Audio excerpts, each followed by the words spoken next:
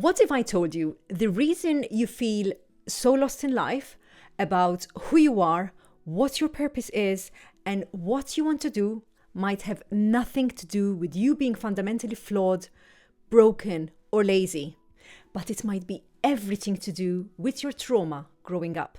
In this video, I'm going to share with you why complex trauma can leave you feeling disconnected from yourself. I'll be taking you to the exact 5 steps I took to reconnect with who I truly am. The 5 steps that led me to my life purpose after many years searching, going round and round in circles, questioning myself and digging deep. Trauma can have such a big impact on your life purpose. You can be in your 40s, 50s, 60s, even 70s, or even 80s, and you are still feeling lost. No matter your age, please listen on. The best time to uncover your life purpose is right now. I am here now in my late 40s, and up until recently, I was still very confused, still questioning myself, still searching for what I'm here in this earth to do. I filled many notebooks. I had countless sleepless nights, many moments of feeling ashamed since my friends and ex-colleagues have achieved so much more than what I expected of myself by this time. This was probably the most bewildering experiences of my life. Looking for my life purpose, remembering what my life purpose is, was so fragmented that I kept on questioning myself over and over. I had many jobs, I started many businesses, I quit so many times, I pivoted, I changed industries, never settling for that one thing. So if you are here in this situation like I was, do not give up. It might be hard. I totally understand. You might be feeling confused. You might have no idea where to start. I want you to know, please don't feel discouraged.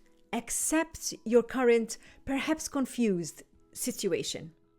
You are definitely not alone in feeling like this. The good news is there is a way through this. So let's dive in. But before that, if you're looking forward to what I'm about to tell you and would love to be notified of more videos like this, please subscribe to my channel below. More and more people need to hear this. As Gabor Mate says, trauma is not what happens to you. Trauma is what happens inside you as a result of what happens to you. When we go through trauma, especially complex trauma, it can fragment our personality, make us doubt our instincts, and disconnect us from what we actually want in life. Let me define complex trauma for you here. Complex trauma refers to the effects of repeated and often interpersonal traumatic experiences, typically during childhood or adolescence, that disrupt a person's development and sense of self. And that insight part is where it gets tricky, because trauma can fragment your personality, make you doubt your instincts, and leave you disconnected from yourself and from others. Some of the ways trauma can show up include feeling ashamed of who you are, massive and chronic self-doubt, always questioning if you're too much, too little, or just fundamentally flawed. Can you relate to this? I certainly can. Disconnection from your own body, from the present moment, and therefore from what you actually want. With unprocessed trauma, it is difficult to live in the present moment. The past is still very much of your life, ruling you, so to speak. If your emotions and how you feel about yourself are still stuck in the past, how can you expect to truly know yourself? And if you've been there, or if you are there right now, you know how hard it is to find your purpose when you feel like you don't even know yourself. But here's the good news. You can put the pieces back together. You can rebuild that reconnection with yourself. And it might be less of a light bulb moment and more like putting together a puzzle, piece by piece. Let me walk you through the exact 5 steps that helped me with starting putting those pieces back in place.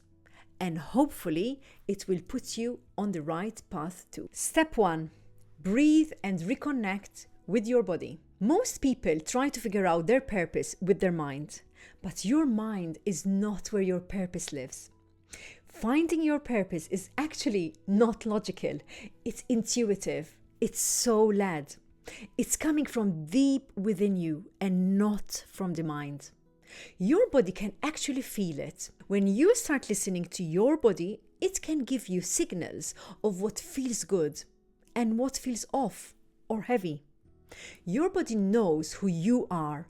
Your body knows who you ought to be. Your body remembers who you are. In my early career, I worked in banking. From a very early on, I knew that this was not the right career for me. I spent many times in the bathroom having a little cry. I always knew, if I knew at that time how to listen to my body, it would have given me the signals that this was not the right career for me, and it would have helped me to make the leap much earlier than I did. So if you are in this situation right now, make sure you take time to slow down, breathe, reconnect once again with yourself.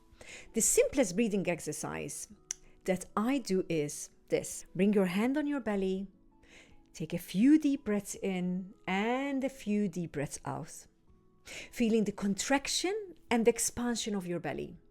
Notice how this feels in your body. Feel free also to close your eyes.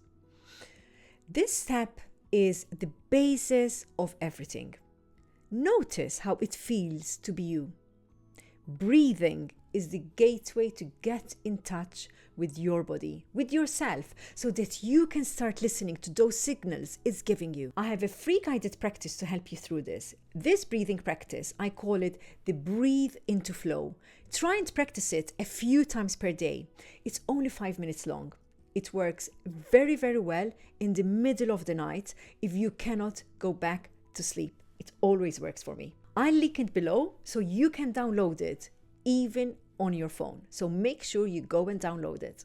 And don't forget, your body knows. Start building your intuitive muscle to become more attuned to your body. It may sound very simple. It may not give you the answer only by doing this exercise, but it's the first step. It will give you the right signals when you're taking those important decisions. Step 2, know what your values are.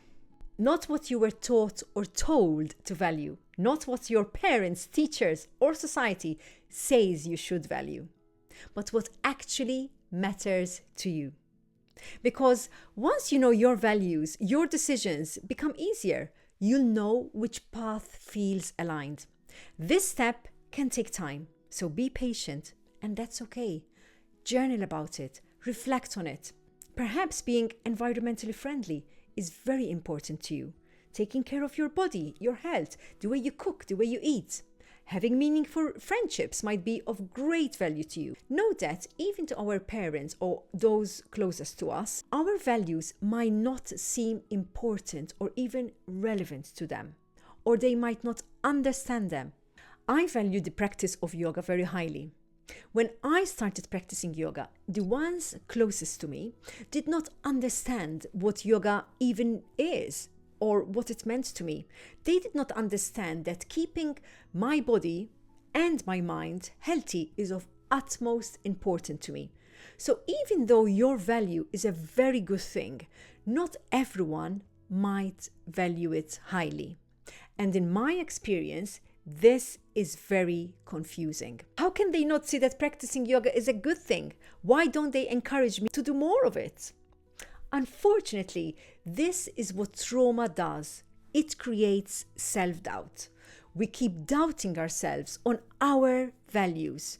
As for most of us, in order to survive, we have had to learn to do what others told us to do. We did what was expected of us. We did what others thought it was good for us. So now is the time to bring those values back into your life. Bring a pen and paper and write your most important values. What do you live by? What are your non-negotiables? What is totally unacceptable to you? Sometimes knowing what you don't value gives you a clear indication of what you value and what's most important to you. If you're stuck here, if you cannot see what you value and what you don't value, make sure you go back to step 1 and keep on practicing my breathe into flow exercise. In time, and especially if you slow down, you do breathing, you start listening to your body, you'll start discovering yourself. You start peeling back the layers to discover yourself more and more. Step 3, notice and follow what excites you. Think back to what gave you energy as a child, and even now, what gives you energy? Is it being with friends? Is it being alone, creating, imagining? Could it be playing sports, reading, singing, dancing? Perhaps it's doing things with your hands. Perhaps it's spending time with animals, being out in nature. Especially if this is hard for you, if you are truly disconnected from yourself, it can be hard for you to know what excites you or even what excited you as a child. What I want to tell you is, you are trying to remember what is truly you. This is already within you. You are not trying to create something new here or something other than you. This process is all about remembering who you truly are, which you might have forgotten along the way. It's about creating an enhanced version of you, rather a new, different you. Even if you come up with one thing and one thing only that excites you, can you go and do the thing? Perhaps it's singing, dancing in your bedroom. Even if it's sports and you haven't done it in a while, can you go and start it up again? No matter how small. Anything that excites you, go and do it and do more of it. Spend more time in excitement. Step 4, track your flow moments. We're getting deeper here and more subtle. When do you feel most at peace, most yourself, most in flow? What are you doing when you lose track of time? When you are so concentrated that you forget to eat even? When are the moments when you feel most alive? This was especially hard for me. Firstly, as my nervous system was always in fight or flight, there were hardly any flow moments. When you're in flow, you're at peace with yourself. You're calm. You have no concept of time and space. A highly activated nervous system does not allow our bodies and brain to enter a flow state. I cannot stress enough here the importance of breathing, the importance of getting in touch with yourself, in touch with your body. Calming your nervous system will take you closer to what you love doing. It will take you closer to being in flow. Start doing what you love by being you, your authentic self, and start tracking the times you are in flow.